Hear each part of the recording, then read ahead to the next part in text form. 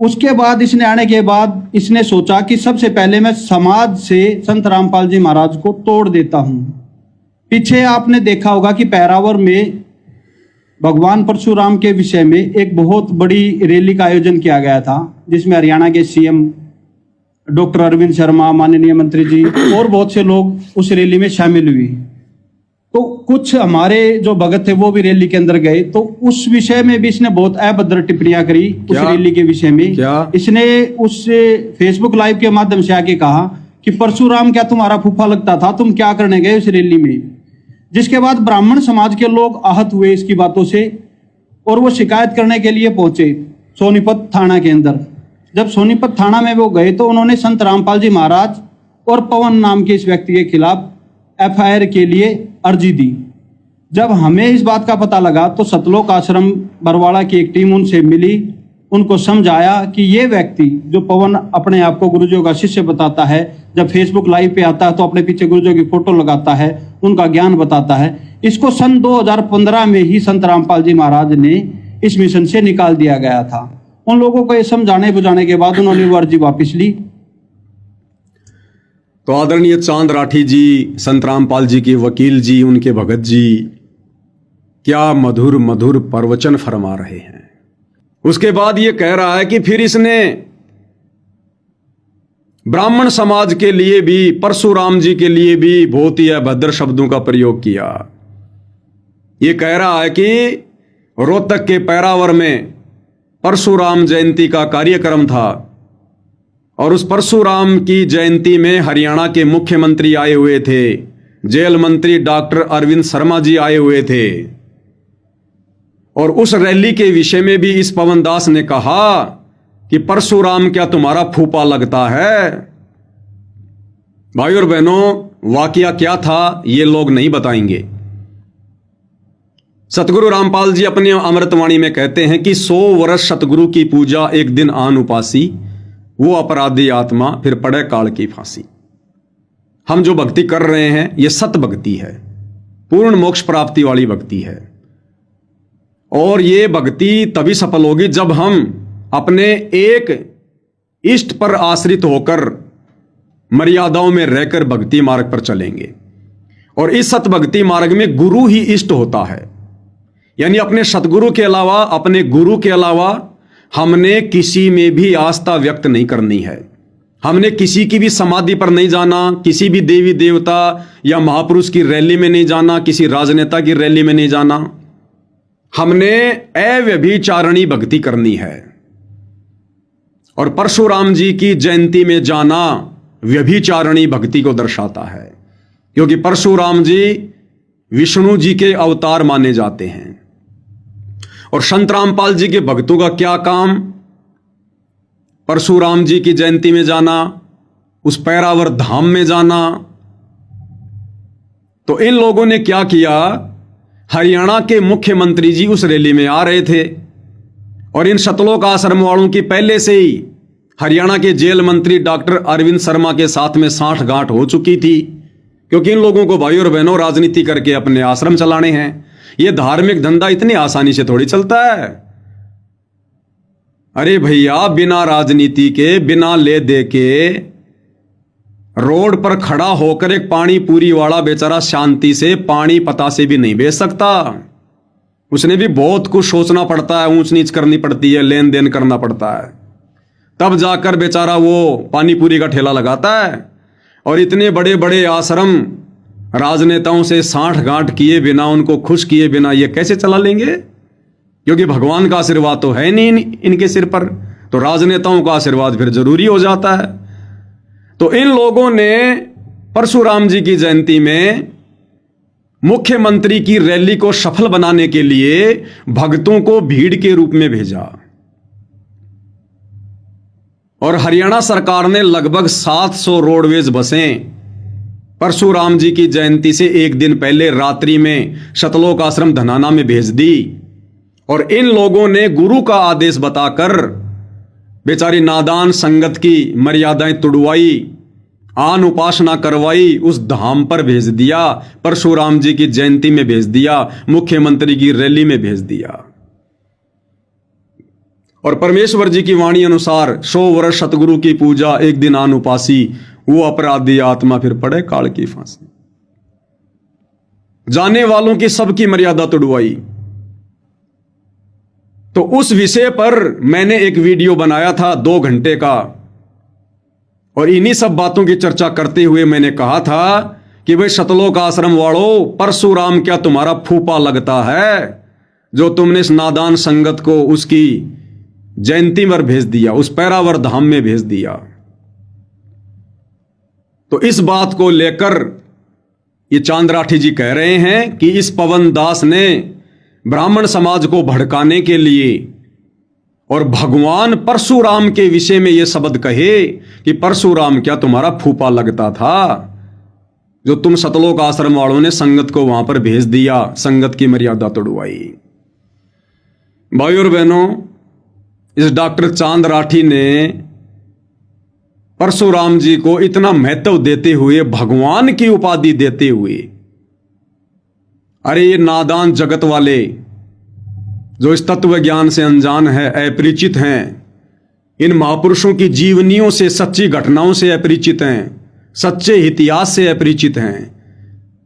ये ब्राह्मण समाज के लोग, अन्य समाज के लोग तो अपने अपने देवताओं को, महापुरुषों को भगवान कह सकते हैं, कोई बड़ी बात नहीं। लेकिन डॉक्टर चांद राठी, अरे आप तो पिछले 20-25 वर्षों से सतगुरु रामपाल जी की शरण में हैं। आपने खुद ही मुझे कहा था बरवाला थाने में, पहले तो आपने मेरे गाल पर थप्पड़ मारा, फिर आपने कहा कि तू क्या जानता है मेरे बारे में।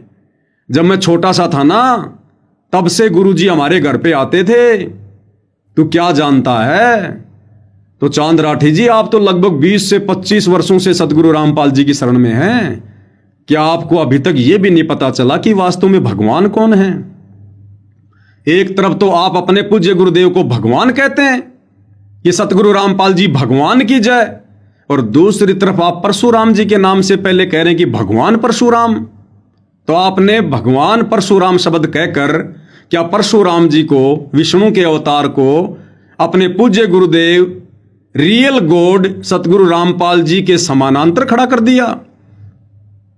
अरे गुरुदेव रोज नित्य नियम में कहते हैं, गुरु पढ़तर कोई और न आने, कि गुरु के समान किसी को नहीं मानना चाहिए, और आप परशुराम जी को भगवान कह रहे हैं। बड़ी इज्जत दे रहे हैं, बड़ा सम्मान दे रहे हैं। डूब के मर जाना चाहिए आपको। क्या ज्ञान सुना आपने गुरुदेव भगवान का? क्या आपने उनकी पुस्तकें सुनी? अरे जो इतिहास इन महापुरुषों का, जिनकी झूठी महिमा बनी हुई है विष्णु के अवतारों की, समाज के लोगों ने उनको अपना अपना इष्ट मानकर, अपने अपने महापुरुष मानकर उनकी झूठी महिमा बनाई हुई है।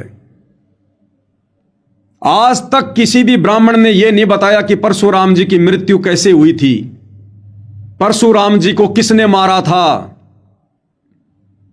इन ब्राह्मणों ने सच्चाई को इस कदर छुपाया कि आज गूगल पर भी सर्च करोगे, एआई से पूछोगे तो भी आपको सही जवाब नहीं मिलेगा। परशुराम जी की मृत्यु कैसे हुई, परशुराम को किसने मारा, इन पंडितों ने, ब्राह्मणों ने, धर्मगुरुओं ने उनकी झूठी महिमा बना के रखी हुई है। और आप सतगुरु रामपाल जी के भगत होने के बावजूद अपनी अज्ञानता पेश करते हुए उनको भगवान का दर्जा दे रहे हैं। अरे कभी पुस्तकें पढ़ी हैं अपने गुरुदेव भगवान की आपने? कभी सत्संग सुने आपने ध्यान से? परशुराम के विषय में सतगुरु रामपाल जी के क्या विचार हैं? आदरणीय डॉक्टर चांद राठी जी, इस पुस्तक को तो आप जानते होंगे।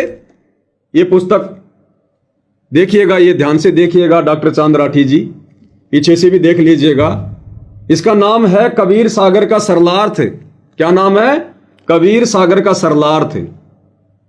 सन 2016 में हिसार जेल से सतगुरु रामपाल जी ने इसको लिखकर भेजा। ये आप सतलोक आश्रम वाले कहते हैं, और आप सतलोक आश्रम वालों ने ही इस पवित्र पुस्तक को सतगुरु रामपाल जी के कर कमल से लिखित बताकर 2016 में इसको प्रिंट करवाकर संगत में भेजा, घर घर में भेजा। आपने 200 रुपए का दिया, ये 200 रुपए का। ये कबीर सागर का सरलार्थ, लेखक जगत गुरु तत्वदर्शी संत रामपाल जी महाराज, इसमें साफ साफ लिखा हुआ है और इस कबीर सागर के सरलार्थ के पेज नंबर 596 596 पर, पेज नंबर 596 पर जो आपकी स्क्रीन पर है, क्या लिखा है सतगुरु रामपाल जी परमेश्वर जी ने, मैं आपको स्क्रीन से पढ़कर सुनाता हूं। जीव धर्म बोध पेज नंबर 105 2013 पर कुछ विशेष ज्ञान है। ये सारी बातें इसी कबीर सागर के सरलार्थ पेज नंबर 596 पर लिखी हुई है। ये पेज नंबर 596 है, सतगुरु रामपाल जी के कर कमल से लिखा हुआ है। और आप जिस परशुराम को भगवान कहकर संबोधित कर रहे हैं, भगवान शब्द की परिभाषा भी आपको याद नहीं है शायद। भगवान उसको कहते हैं जो कभी गलत काम कर ही नहीं सकता। भगवान उसको कहते हैं जो हमेशा परोपकार के काम करे। भगवान उसको कहते हैं जो हमेशा सुख दे, चींटी को भी ना मारे, सौपन में भी किसी की आत्मा ना सताए, लोगों का अच्छा मार्गदर्शन करे, लोगों को भक्ति मार्ग बताए, हर प्रकार की सुविधा दुनिया को उपलब्ध करवाए, उसको कहते हैं भगवान। और आप परशुराम को भगवान कह रहे हैं। अरे संत रामपाल जी के भक्तों ने तो इस सच्चाई को, जो इन ब्राह्मणों ने, धर्म गुरुओं ने जमीन में गाड़ रखी है, अपने गुरु पर विश्वास करके, गुरु का सहारा प्राप्त करके इस सच्चाई को ऊपर आसमान में लेकर आना चाहिए था। और आप जैसे नालायक व्यक्ति अपने आप को संत रामपाल जी का भगत कहते हैं और सच्चाई को और ज्यादा जमीन में दबा रहे हैं, उनको भगवान कह के। किससे डर रहे हो आप? क्यों डर रहे हो? आपका गुरु कोई मांगने खाने वाला भिखारी नहीं है, सारी सृष्टि का राजा है, सारी सृष्टि का मालिक है। और सच के लिए तो मर मिटना सतगुरु रामपाल जी ने सिखाया है। तो परशुराम के विषय में सतगुरु रामपाल जी अपने कर कमल से लिखकर इस कबीर सागर के सरलार्थ के पेज नंबर 596 पर क्या कुछ कह रहे हैं, ध्यान से सुन लो। ये पुस्तक भी देख लो साथ में, कबीर सागर का सरलार्थ। और क्या कह रहे हैं गुरुदेव भगवान? जीव धर्म बोध पेज 105 पर कुछ विशेष ज्ञान है।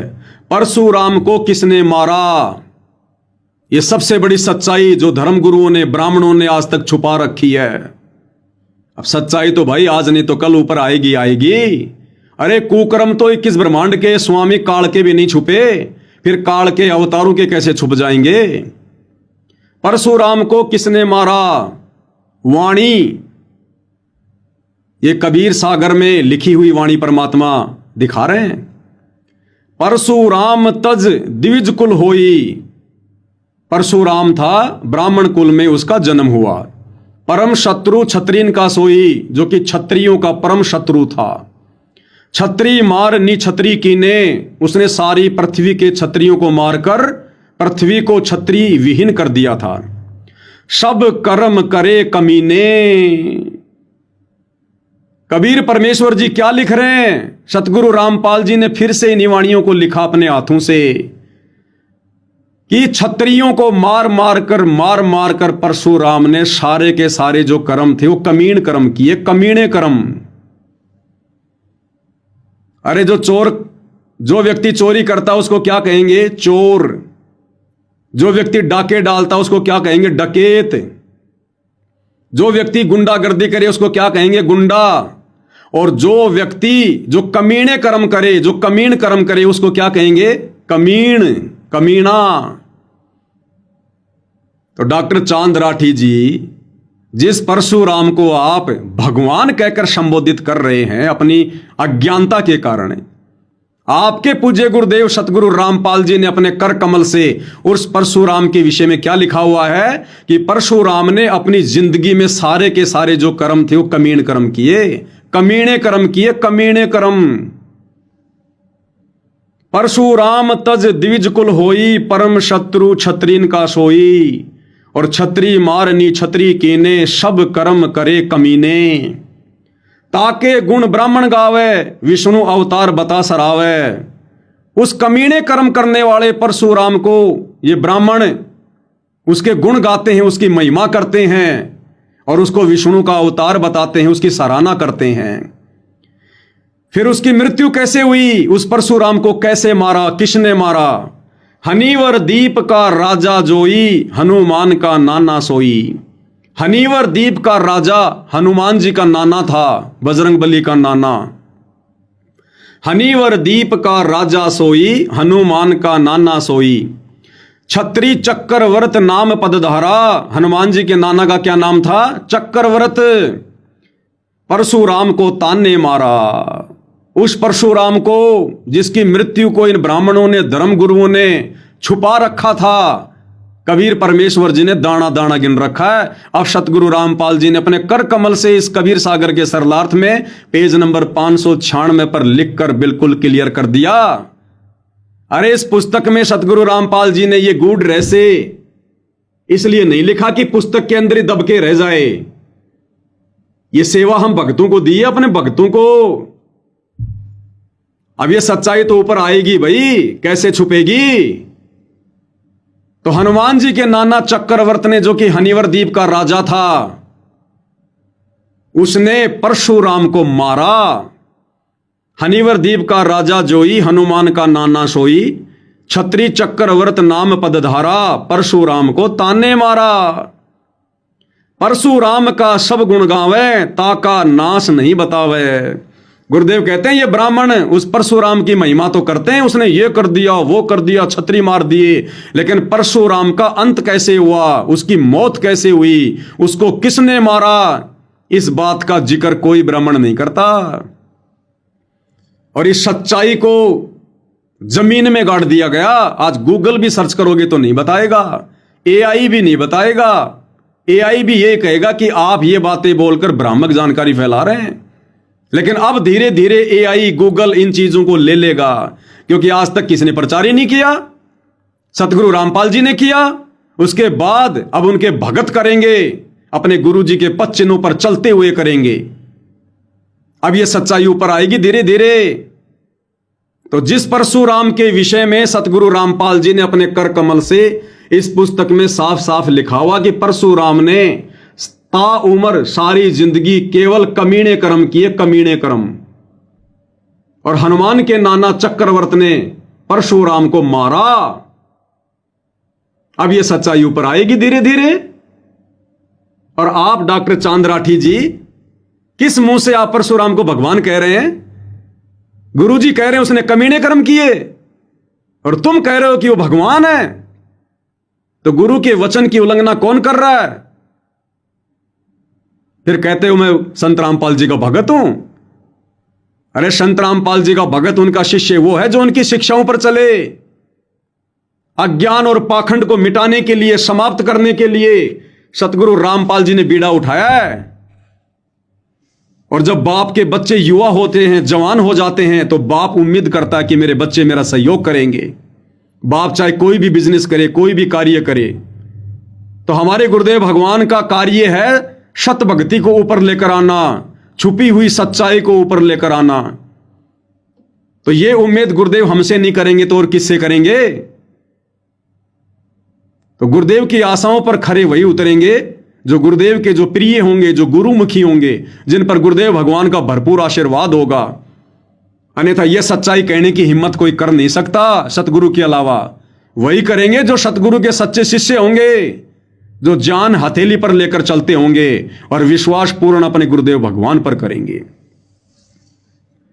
तो जीव धर्म बोध पेज नंबर 105 पर कुछ विशेष ज्ञान है। परशुराम को किसने मारा? परशुराम तब द्विज कुल होई, परम शत्रु छत्रीन का सोई।